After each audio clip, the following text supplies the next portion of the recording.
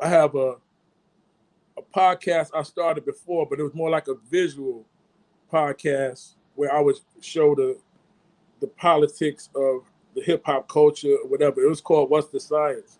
Um, Even if you hit Google, you can see it. I had interviewed Coke Rock, the first hip hop MC, Grandmaster Caz, Mhm. um, Crazy Legs for Rocksteady, Grand Mixer DST, All right. the, He's been on our show. yeah, the original Clark Kent from the Bronx. You know what I'm Right. saying? That was down with the Herculoids. You had Sha Rock on our show too. Yeah. What's her name? Reggie Red from the Crash Crew. So, Oh wow, yeah. but like along with me interviewing them, if I said the Disco Fever, we showed the Disco Fever. If I said Clark Park, we showed just that so the young people is more into trying to let them see it so they can understand it. So that's something I'm really getting ready to bring back. And I've been to the original Fever on Jerome, not Yeah, the. exactly. That's right. Yeah, so you know how wicked it got over there. You know, so Although we was rocking in the one on Webster too, but the mhm. original one was Jerome and all that. Yeah, that's what's up. In the back, like niggas smoking dust in the back. Yo, Well, niggas don't know about this real hip hop shit, Slay. yeah, We say shit, downstairs. and certain motherfuckers don't understand what I'm talking about. It's all good, but you know what? That's the reason why we you know what I'm saying, as elders in this, you know, we can't hold them accountable for what they don't know, and that's why I'm adamant about bringing back my little hip hop education podcast, and it's just about showing them. Like all I interview is legends and have them telling how it is now and how it was, and just showing them the difference and how it started and what they used to do, so people could know their names and pay homage to them. You know, like because it bugged me out. Like I had Coke Rock in the studio with me yesterday. This is the first MC of hip hop. This was Kool Herc's MC. Right. For those of y'all that don't. That's right. From the first hip hop party, August 11th, 1973, 1520, the community center. Kool Herc and his sister Cindy, back to school jam. Okay? You know what I'm saying? Those of y'all don't know, that's the birth date of the culture. This was the first joint. Coke Rock from there. Now, how many records have y'all heard Coke Rock on? How many people out there don't even know what he looked like? Like, you understand? This is how disgusting it is.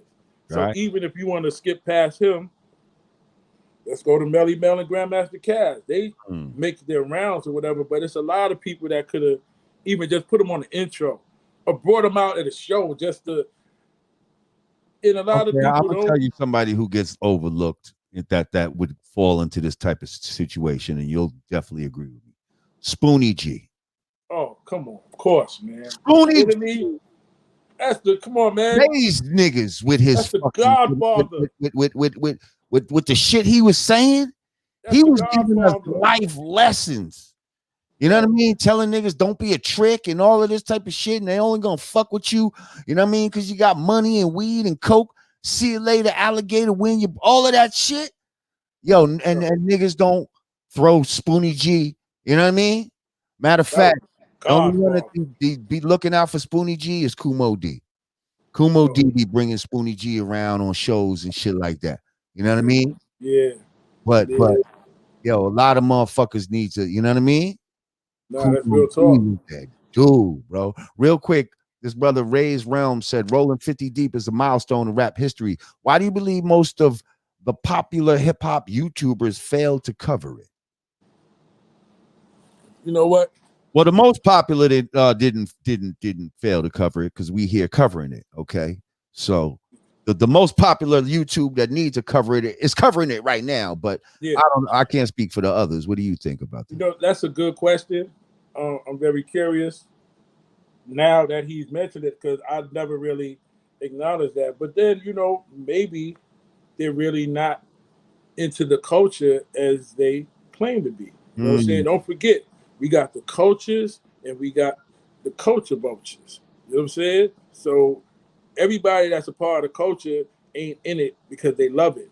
Some are in it just because they can make money off of it. And I'm not necessarily saying that's the situation with them, but if you part of this culture and a record comes out with 50 prominent lyricists and they going off, that spans off. a lot of fucking time of hip hop too. Like the whole from beginning to now. Like I went from Kaz and Melly Mel to Benny the Butcher and them. Like the hottest from then to now. Like I put it right there.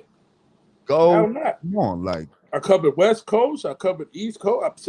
I had Ice-T on there, Trick on there from the Midwest. Whoever had Twister on there from Chicago, remember like Bun B from Houston. Like, come on, I made sure I balance it out. It got to be somebody y'all like on there, like. And y'all gonna act like that ain't historic? Well, you see what I'm saying? Radio stations are questioning their blackness. They call themselves black, but we'll see if they'll play this. You know what I mean? It's that same type of of mindset. Like you claim that you hip hop, but we'll see if you play this. You know what I mean? Like, are you really hip hop? Are you really about this shit? Then why you ain't like ranting and raving over this shit right now? But you know what, man?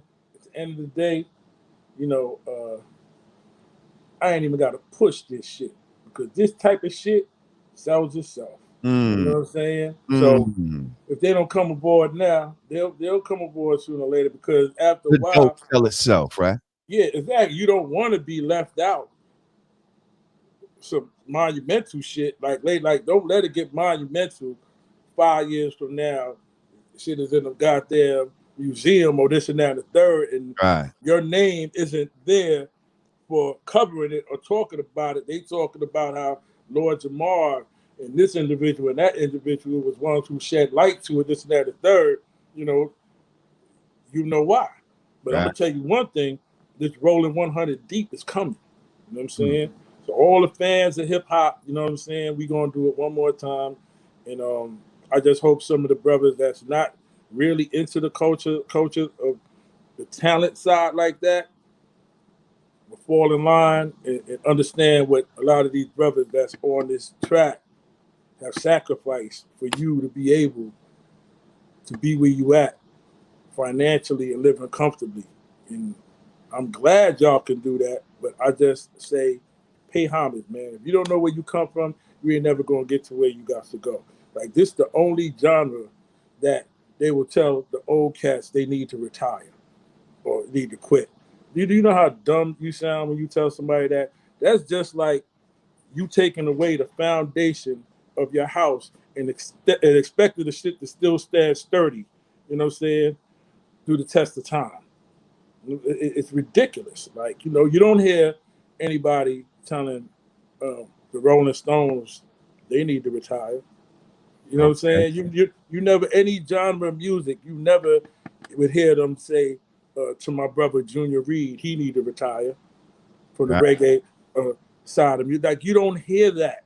Only in hip hop do they not respect the founding fathers and where the culture come from. And I'm just gonna keep doing what I do on my watch, man.